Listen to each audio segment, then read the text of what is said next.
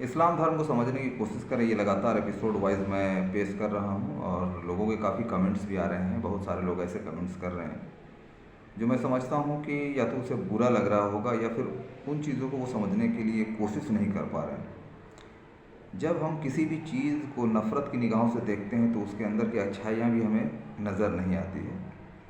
मैं ये नहीं कहता कि जितने भी धर्म है वो गलत है, वो अपनी जगह जो भी हो, जो लोग उसको मान रहे उनको वो सही लगता है तो वो अपनी जगह सही है। मैं जो भी वीडियो मैसेजेस दे रहा हूँ, सिर्फ मेरा मकसद ये है कि इस्लाम को समझने की कोशिश करें कि इस्लाम कहीं भी नफ़रत परोसने का काम नहीं करता है। अगर इस्लाम ये कहता है कि ईश्वर एक है और हकीकी पालनहार की परस्ती की जानी चाहिए, तो ये गलत नहीं है। दुनिया का बनाने वाला जो भी है, अगर उसके अलावा हम किसी और की परस्ती करते हैं, इबादत करते हैं, तो मैं समझता हूँ गलत है। जिस तरह से अगर एक औलाद अपने माँ बाप के अलावा किसी दूसरे को माँ बाप कहे, अपने माँ बाप को कोई तरजीह न दे, तो उसे क्या कहा जा सकता है? ये कॉमन सेंस की बात है। तो लगातार जो भी मैं पेश कर रहा हूँ, बहुत सारी बातें लोगों को समझ में भी आ रही है और समझना भी चाहिए। क्योंकि मैं दूसरे धर्म के बारे नहीं जानता हूँ, इसलिए दूसरे धर्म का जो है वो मैं कुछ नहीं बोलना चाहता हूँ और कुछ ऐसा भी नहीं कहना चाहता हूँ जिससे लोगों को ठेस पहुँचे। मैं जो इस्लामिक कानून है, जो सिद्धांत है, उसको मैं पेश करने की कोशिश कर रहा हूँ और लोगों को यही कहना चाहता हूँ कि उसको समझें, नफ़रत की निगाहों से नहीं, मोहब्बत की निगाहों से।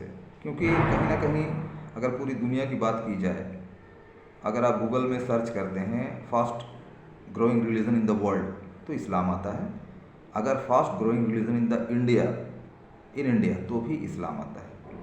तो ये गूगल का डेटा सामने आ रहा है। बीबीसी लगभग 5 साल 6 साल पहले उनका एक स्टेटमेंट आया था कि पूरी दुनिया में सबसे जो बड़ी आबादी है वो ईसाई की आबादी है और दूसरी बड़ी आबादी जो है वो मुसलमानों की है, मुस्लिम आबादी है।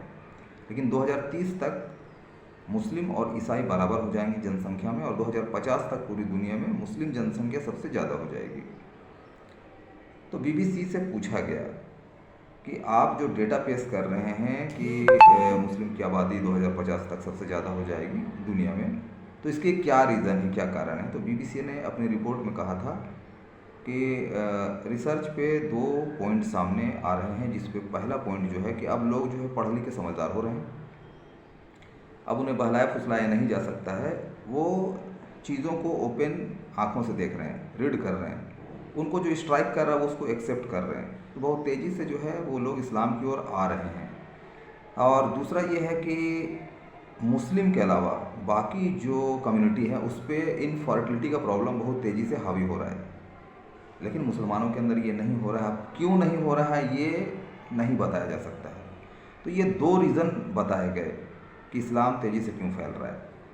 अब जाहिर सी बात है कि अगर इस देश में देखा जाए तो लगातार जो है वो कहीं ना कहीं मुसलमानों को टॉर्चर किया जा रहा है, कभी मॉब लिंचिंग के नाम पे, कभी किसी और चीज़ के नाम पे लगातार इस समुदाय पे हमले हो रहे हैं और एक तरफा कार्रवाई हो रही है किसी भी राज्य में।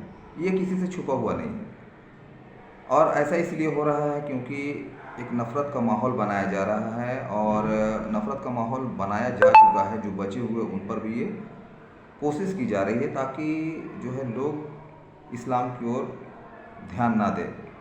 इस्लाम को हमेशा आतंकवाद से जोड़ा जाता है, इस्लाम को हमेशा जो है वो बुराई से जोड़ा जाता है। अब अगर हम डायरेक्ट फाइट करते हैं तो मैं समझता हूँ कि इससे नुकसान होगा और किसी को करना भी नहीं चाहिए। जहाँ तक शिक्षा की ओर से देखना है किसी चीज़ को, तो ये बेहतर होता है, क्योंकि अगर हम शिक्षा की ओर से किसी पहलू को देखते हैं तो ये जो पॉइंट आते हैं जो भी वो रिसर्च पे आते हैं, और जब हम किसी रिसर्च के बेस पर किसी तथ्य को, किसी मैटर को सामने लाते हैं, प्रूफ करते हुए सामने लाते हैं, तो वो बेहतर होता है और लोगों के दिमाग को स्ट्राइक करता है। जैसे मैं जब भी किसी बातों को कहता हूँ तो मैं हमेशा लोगों से कहता हूँ कि अगर मैं रिलीजियस टॉपिक पे बात कर रहा हूँ तो पहला पॉइंट होता है रिलीजियस, दूसरा साइंटिफिक बेस और तीसरा कॉमन सेंस। और पूरी दुनिया में इसके अलावा चौथा कोई पॉइंट नहीं है।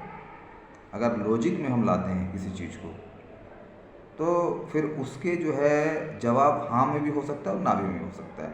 इसीलिए जो बेहतर जवाब किसी चीज़ का अगर हम चाहते हैं तो साइंटिफिक बेस और कॉमन सेंस ये बहुत बड़ी चीज़ है।